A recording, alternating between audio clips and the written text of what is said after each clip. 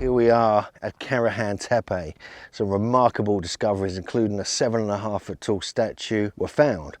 But more is about to begin as the 2024 dig season starts. But remember, this has got some of the earliest astronomical alignments ever recorded anywhere on the planet.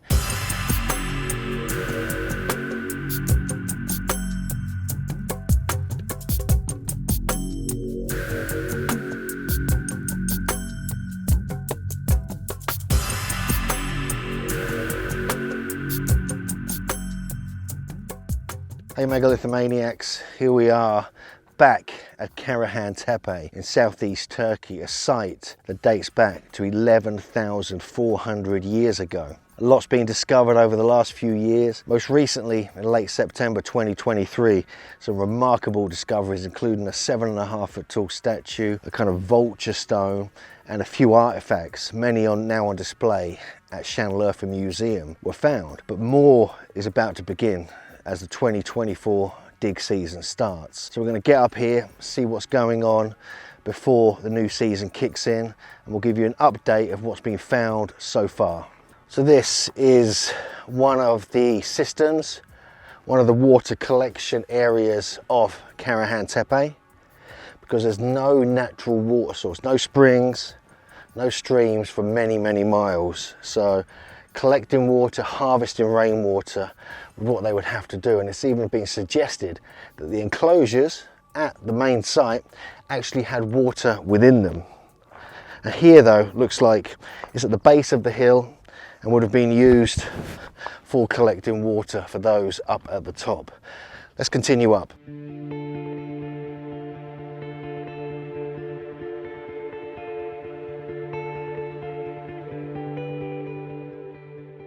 You can see it's carved out of bedrock. It's got a bench around it. It's been flattened off. There's even like lines around the edge here. But they've using the natural bedrock as their architecture and then sort of carving into it, utilising what is naturally there. See the way they're kind of shaped? So it's almost like this area just here appears to be a kind of bowl area at the very entrance, possibly where water would collect. But who knows, could have had a ceremonial purpose. And then we have the kind of benches carved out of the bedrock. And it looks like T-pillars may have even been in here as well, because you can see these shaped stones. But they're all broken, so you can't really work out what they are, but they do look like they're T-pillars for sure.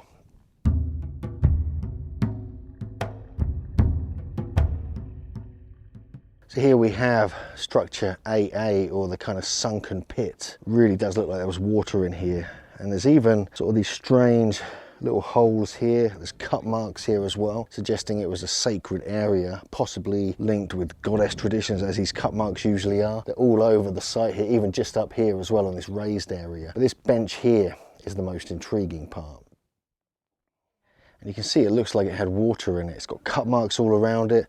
It's got this bench around this side, around the western side, with this beautiful serpent, and then also a kind of canid or fox on one end. But it's got unusual features. It's got like scoop marks. It's got kind of holes carved out of it. And then this wall here, which then leads through really to the pillar shrine or structure AB.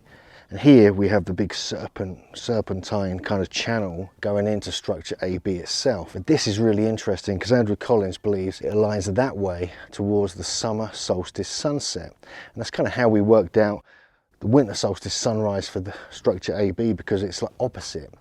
And also we have on the summer solstice sunset around this time, we actually have a whole kind of Milky Way situation going on when it's 2.5 hours after sunset.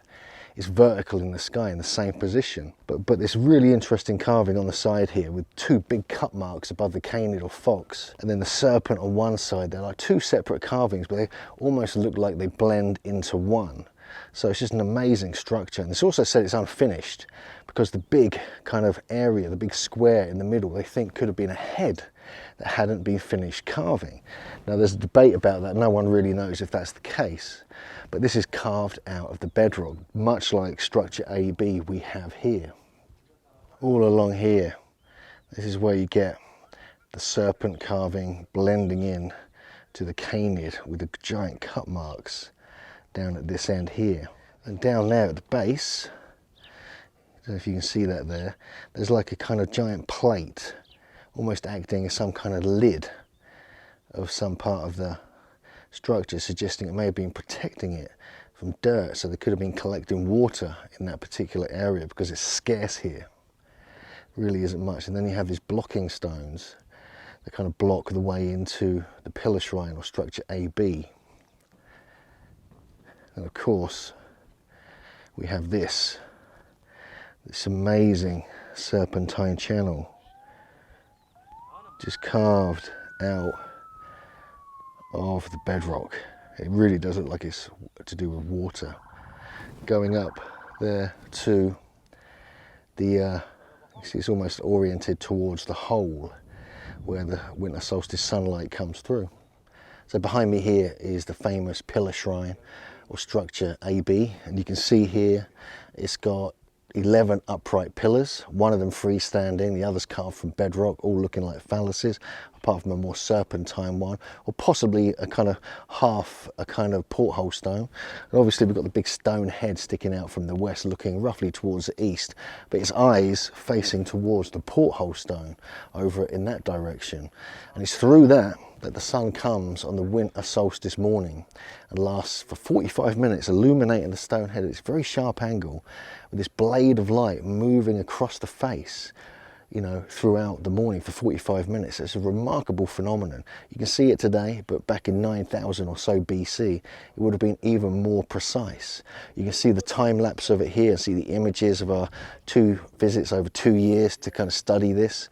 But this just shows you that they were working with the movements of the sun and probably the moon, because on the summer solstice, obviously in the night time, if there's a full moon at that time, in that particular year, you're going to see the moon following the same path as the sun would on the winter solstice. So that would also illuminate the stone head in almost the same way.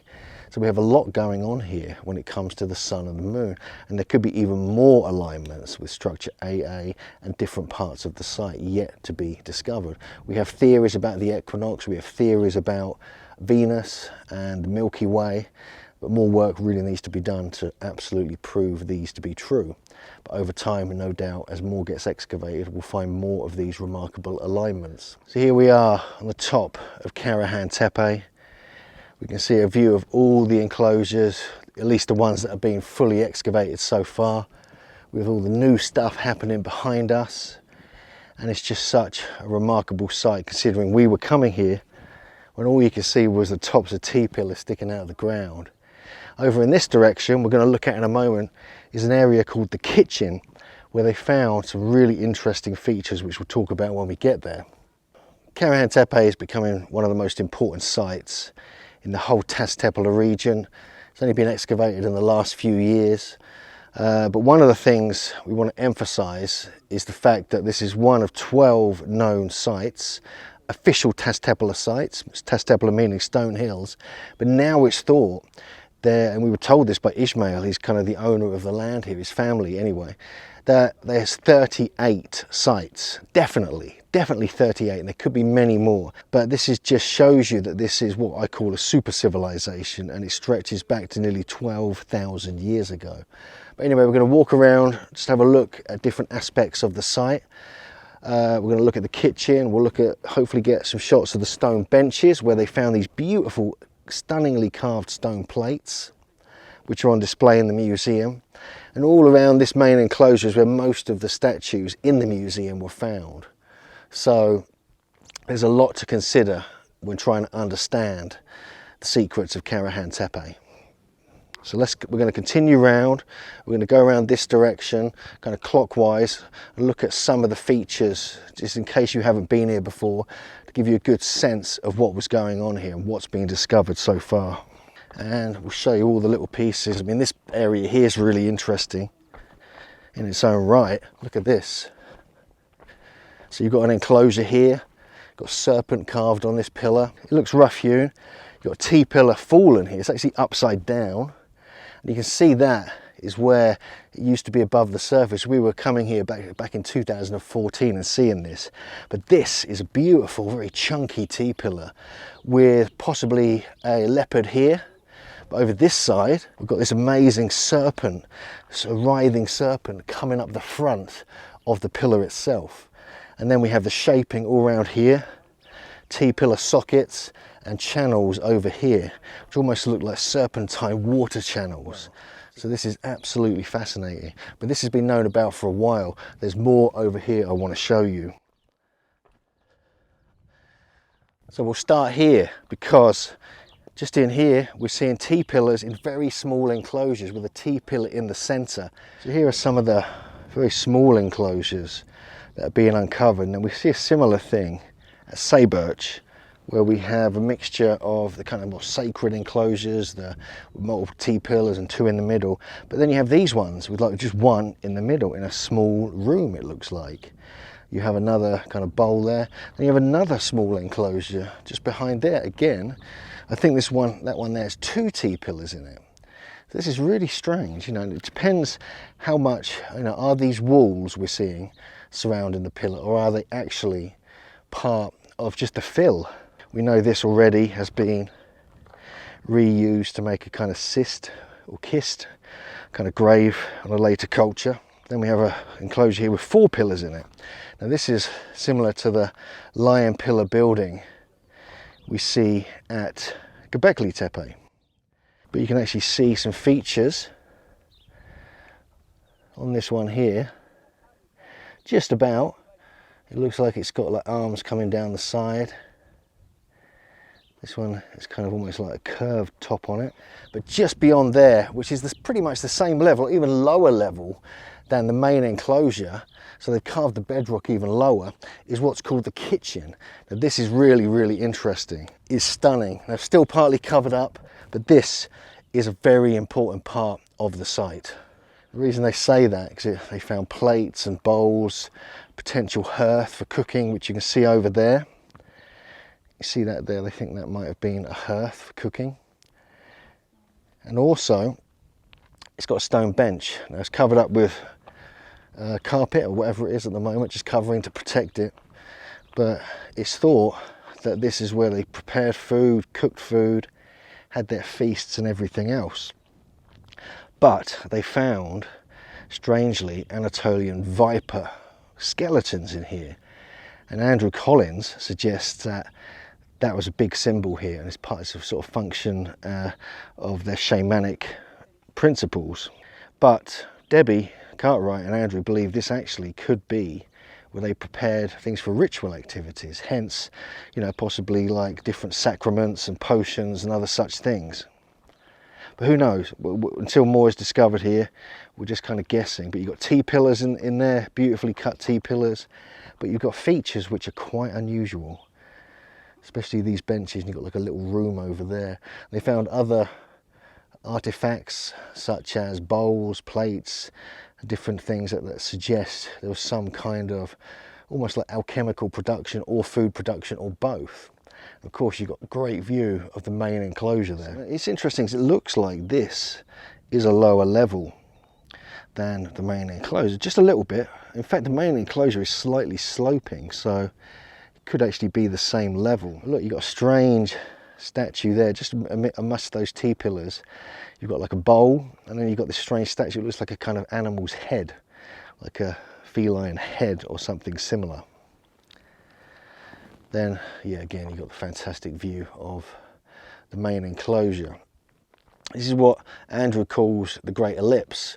He believes it's an ellipse, and it probably is, you know, in a general sense. But we found very intricate geometries at these sites, which I'll show you an image of here. Not just here, but also at Göbekli Tepe. All the enclosures so far uncovered appear to encode particular geometries that Alexander Thom found in the British and European stone circles. And just above the kitchen here, you've got another two small kind of areas. And then you have the main thing here. So let me know what you think about this, because this is like, there's a big debate now already, you know, even though nothing's been published about it, about whether it's like an alchemical kind of ritual preparation space or it's just a simple kitchen. Because it does seem, the more you look here, we're finding elements of both, not just one or the other, but both. Domestic kind of people probably staying here, you know, a small group just to look after the site, and, you know, an actual ritual activity. You've got the giant fallen T-pillars in the middle there. And terrazzo has been found here, so the suggestion is that there were terrazzo floors like we find at many other sites. So there's still stuff being found. In fact, is that a carving on there? I'm not sure, it could just be like damage. Incredible, so there's still so much going on here. And where you see this rubble, which is where we see a lot of this, and you look, you've got two T-pillars here, look, see? You've actually got three. You've got two here, and you've got one just in front, or two or three in fact, in front of JJ over there. So here's a whole other enclosure just here. Actually, you've got more going down here in a big circle, look. So you've probably got another, on a slope, a major enclosure here going all the way around. And none of this has even been exposed yet. I'm actually standing inside it now. Still to be uncovered. You've got a whole chunk of like a porthole stone broken off there. More T-pillars sticking out of the ground. Look, you've got like a huge piece there on the base of that pile of rocks. And again, T-pillars to be uncovered, probably connected with this one here. So yeah, loads going on. T-pillars galore. Look at this, all down here. Very large ones in this enclosure. And what they found here, which is really interesting, according to Ishmael, is that, what, from Neshmi Corral, is that that's like a hearth or even a chimney. So they believe that top part was like a way they got into these more domestic spaces, or these smaller spaces. They could be domestic, they could be where people stayed for ceremonies at certain times of year. But that is really intriguing. So if that's the case, then, you know, were they kind of climbing down through it, or was it more for allowing smoke out when they had fires in the winter months? So even in here, as we climb up this edge of the site, this is all still to be excavated, by the way. We're seeing more T-pillars, bowls, different things. We've got the hearth or the chimney over there. Another great big bowl kind of embedded into the wall here. More T-pillars that used to be exposed. There's so much going on here, it's incredible. And you have these very small enclosures, it's very strange. What is this all about? Are these like small hearths? Are these like little sacred places for people? Or are they just where people live? Because these are tiny. I mean, you can barely sleep in there. So were they meditating in here? Was something else going on we just don't know? See the benches on the left. You actually have some carvings which we discovered this time last year, May 2023, which I'll show you some images of here. So as we walk along this trench here we have structure AH.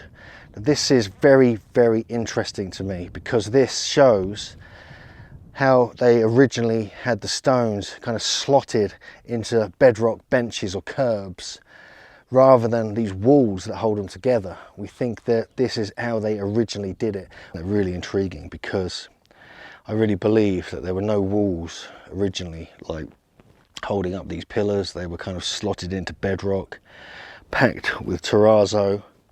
I cover this in my lecture. You've got cut marks on the kind of slabs in the middle there. And obviously you've got 8 fingers on each hand, which is an anomaly in its own right. So you still see the pillars sticking out the ground. More to be discovered. Just behind me there are the kind of new enclosures, so you can see it, but there's a lot going on here. There's pillars everywhere, giant porthole stones. That's where the vulture and the statue were found. Remarkable discoveries. Some of them are even in the museum now. Even up while we're on top here, above the pillar shrine, we've done a full circuit. Giant cut marks, and then these tiny little ones as well. And then we're back up here. We've got JJ down there. So we're just finishing our exploration of the main enclosures here at Karahan Tepe, and we're going to be back here in September and next May. You can join us, of course. We'll show you around all these amazing sites, and we've seen the new kitchen, or the alchemical kitchen area. There's the new enclosures up top, and we'll show you images of that. We'll show you the amazing artifacts that have been found. Remember, this has got some of the earliest astronomical alignments ever recorded anywhere on the planet. Specifically the winter solstice alignment we have coming through the porthole stone, illuminating the stone head around December the 21st. And we must also remember that even when our friend Kevin Esslinger, who's a graphic designer and artist, he created a roof over this, reconstructing it, he found that the winter solstice sunrise light would still come through perfectly if just arranged in a specific, very basic manner. And this really surprised a lot of people, because a lot of people don't believe the winter solstice because they think this had a roof, although there's still no evidence for a roof, so that's a whole other story. But for now, thanks for watching. There's going to be more coming out from Karahan Tepe, no doubt, this dig season. Check out our other videos, check out my new book on the subject, including Göbekli Tepe and all the other sites. And we'll be back here on a tour in September and in May, and you can join us. Check out the links below. And thanks for watching, Megalithomaniacs.